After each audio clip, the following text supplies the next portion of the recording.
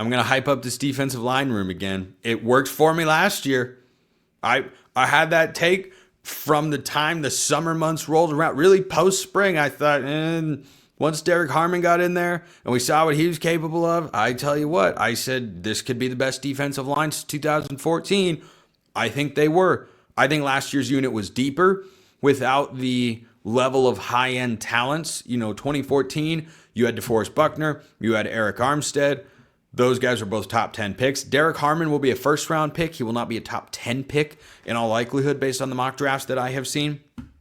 And if you ever have questions about Oregon players going in the NFL, I'm 100% here for that here on the show because I love watching #ProDucks go and thrive. By the way, oh, man.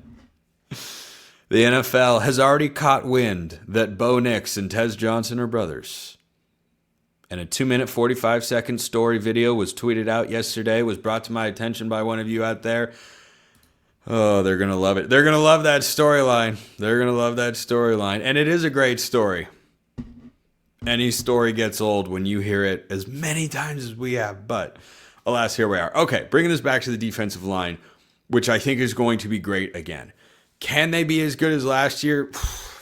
I think they can get closer to it than you might think. Because when you just say out loud, no Jordan Burch, no Derrick Harmon, and no Jamaree Caldwell, you're talking about a lot of not just production lost, but a lot of high-end talent.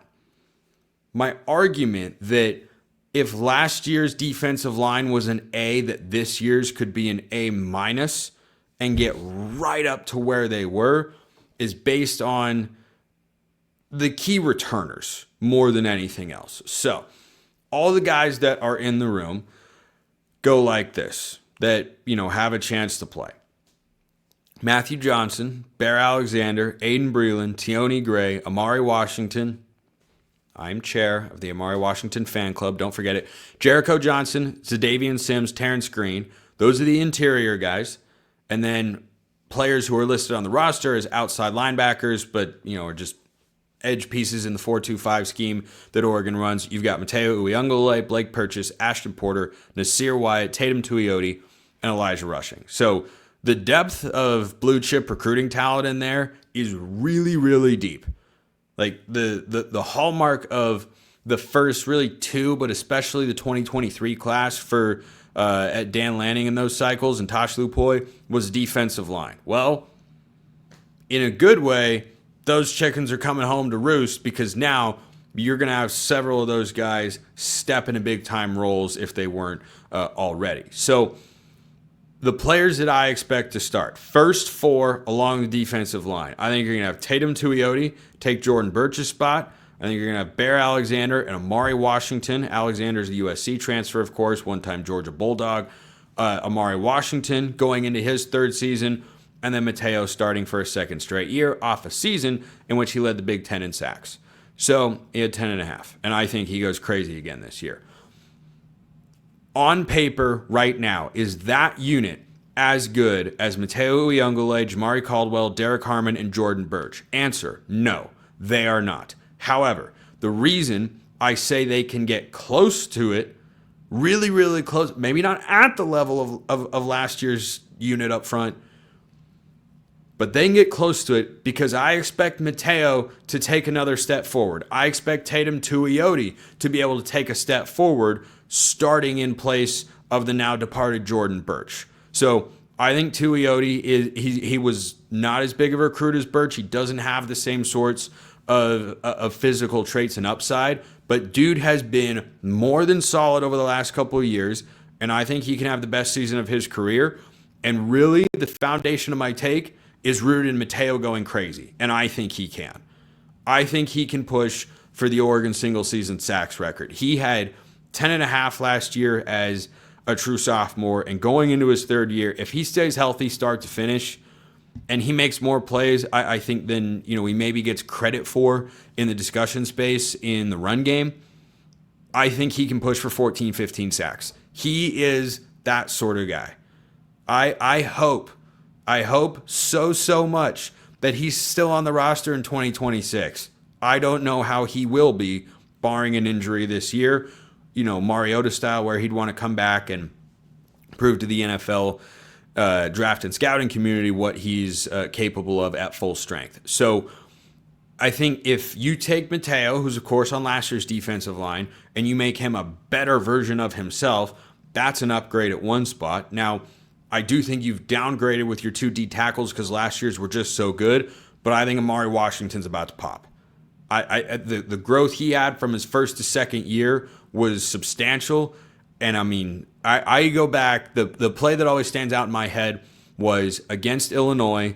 The Illini still had their starters in, the game was over, and he blew up the entire play, which is what you're looking for from a defensive line. Can you be one guy that everyone's got to know, game plan around, or just have an idea of where he's at all times? Amari Washington can be that dude. Speed, power, quickness, got a lot of traits. He can get after the passer. I think he has some work to do, at least according to PFF, in the run game defense department, but I'm incredibly bullish on what he brings to the table. And can he be Derrick Harmon? Maybe not this year. Next year, though, yeah, he could be a Derrick Harmon guy. I think this year he can be as good as Jamaree Caldwell was a year ago. And then you go to Bear Alexander and say, okay, do I expect him to be Derrick Harmon? No. It's a Big Ten transfer that comes in after spending multiple years at a previous institution. He's not go somewhere, transfer for 1 year. Like, he's been around college football for a little while. I've heard good things about him. I don't know that it's fair to compare him directly to Derrick Harmon. I think that's his ceiling. I think that's absolutely what his ceiling is. We'll see how close he's able to get to that this year. But super, super stoked about what this defensive line could be. And then the depth behind him is just so good. I mean, you've got former 5-star, until he got, lost star, whatever, but former highly rated recruit Aiden Breland. You've got Tioni Gray. You've got Zadavian Sims. You got Terrence Green, who might be the biggest guy on this entire team. Certainly he's one of them up there.